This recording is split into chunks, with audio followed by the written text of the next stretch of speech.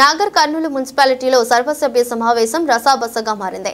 ప్రజా సమస్యలను పక్కన పెట్టి నిధులు వాటాల నిందలపై అధికార విపక్ష పార్టీ నేతలు గొడవ పడ్డారు. తాగునీరు, చెత్త సేకరణ, రోడ్ల, వీధి లైట్లు తదితర అభివృద్ధి పనులు ప్రజా సమస్యలను ఎజెండాగా అంశాల్లో చేర్చి చర్చించాల్సింది పోయి కేవలం ఆయా వార్డుల్లో పార్టీల వారీగా, కౌన్సిలర్ల వారీగా ఖర్చు చేసుకున్న నిధుల అంశాలపై ఒకరికొకరు నిందలు వేసుకుంటూ తిట్ల పురాణం అందుకున్నారు. దీంతో సర్వసభ్య సమావేశంలో గందరగోళ వాతావరణం నెలకొంది. మున్సిపల్ అధికారులు సుమారు 21 అంశాలను సర్వసభ్య సమావేశంలో చర్చకు ప్రతిపాదించగా సుమారు 4.70 లక్షలకు పైగా నిధుల ఆమోదంపై బడ్జెట్ ప్రవేశపెట్టారు. వాటిని ఆమోదింప చేసుకోవడం కోసమే సమావేశాన్ని ఏర్పాటు చేసుకున్నట్లుగా ఉందన్న అభిప్రాయం వ్యక్తమవుతోంది.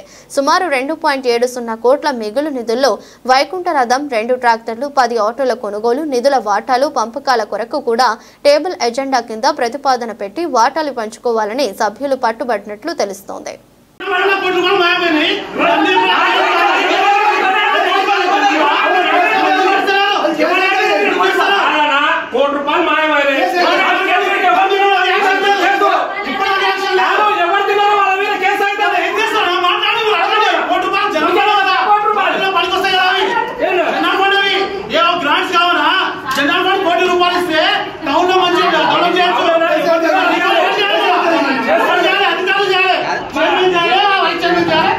कमीशन